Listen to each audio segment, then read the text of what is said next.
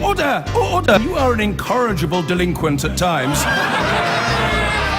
Behave yourself, man!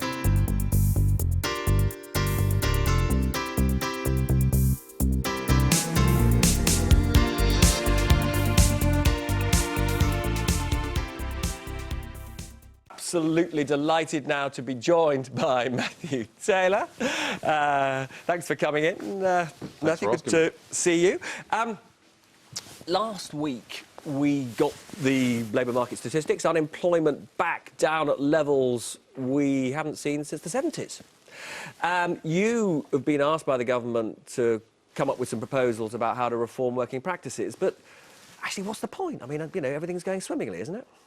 So I think there are two issues, aren't there? There's the quantity of jobs, and as you say, we've got a great record, this country, at creating jobs and creating flexible jobs. But there's also a question about the quality of work, and I think this has been the really important shift that's taken place over the last few years, which is that when I was in government, when I was working for Tony Blair, the emphasis was just on quantity of jobs. We had this phrase, work first.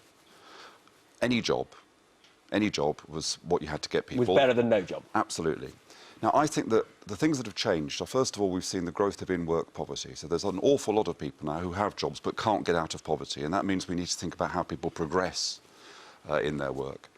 And I also think that in the 21st century, a time when we have so much autonomy and choice and we expect control in our lives, we don't accept the idea of kind of wage slavery, the idea of people at work having no choice, no voice, no capacity to influence what's going on around them. I think people feel that doesn't really fit with the times. And then thirdly, the robots are coming.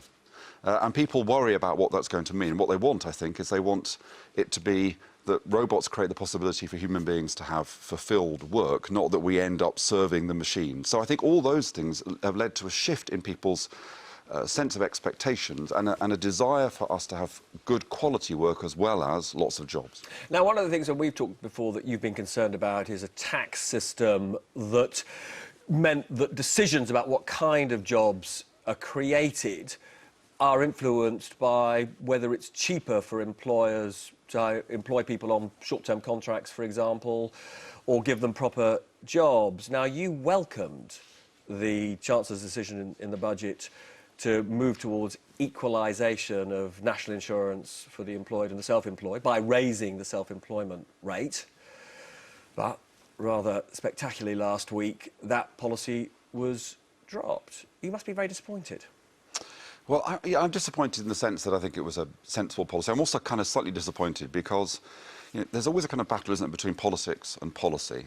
And I kind of hoped the policy would win this time because it was a sensible policy. But in the end, the politics won. And I think that the fact that the Conservatives had made a manifesto pledge about taxes made it an unsustainable policy. And I do hope the lesson that is learnt from this is that this kind of 30-year arc we've had of parties feeling they've got to guarantee more and more. Well, I sort of remember the first time it registered on me was back in '97. Well, no, I think it was before that. Well, it might have been, but nonetheless, that Tony Blair pledge not to raise the basic rate was a huge moment. But that, you see, Rob, was a response to... And you were working for it. That was a response to 1992. So in 1992... But you presumably backed it the back tax then. bombshell was seen to have damaged Labour. So in 97, Gordon and Tony made that promise, an income tax promise, of course, and then they repeated it. But then, of course, because Labour didn't raise income tax but raised other taxes, then the public clamour is, well, you've got to make a broader promise, and the promise is broader and broader.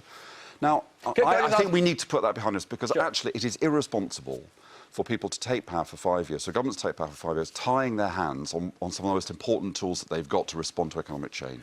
Now, the government has not ruled out increasing national insurance after the next election.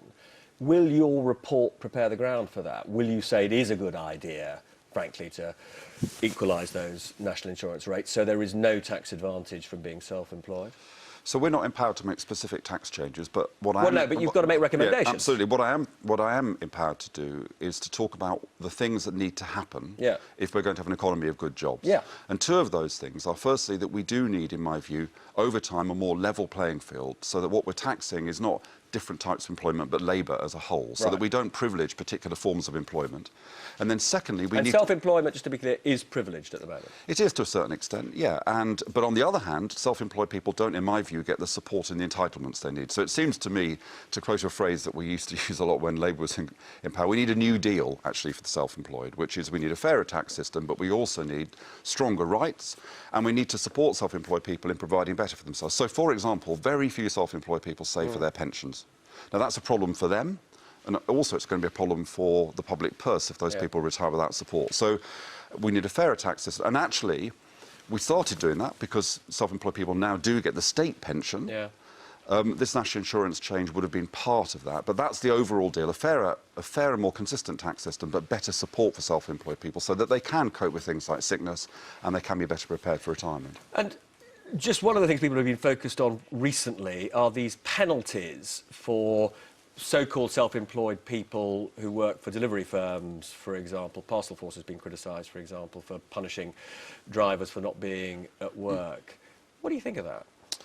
So one of the issues we've got to look at is this question of the kind of boundary between people who are self-employed and don't therefore get any employment rights and people who are workers who do, and that's Are people right to be scandalised at the way that people who don't earn a lot of money... So I think that there is an issue here, and the issue is if you are subject to control, if as an individual in your relationship with the person who's hiring you, they control your work, they control the basis upon which you work, they control the content of your work, that looks like the kind of relationship where the quid pro quo should be that you respect that person's employment rights and entitlements. And you'll be making a recommendation on that basis, I think we need to focus on this question of control, and we need to say to firms, if you want to control your workers, you will have to respect their rights and provide entitlements to them. If you really don't want to control them, that's fine, then they'll be self-employed. But there look like there are cases at the moment where firms both want control but not to provide those workers with entitlements and rights. Sadly, we're almost out of time. When are you going to publish your recommendations? June. And do you expect Theresa May to adopt all of them?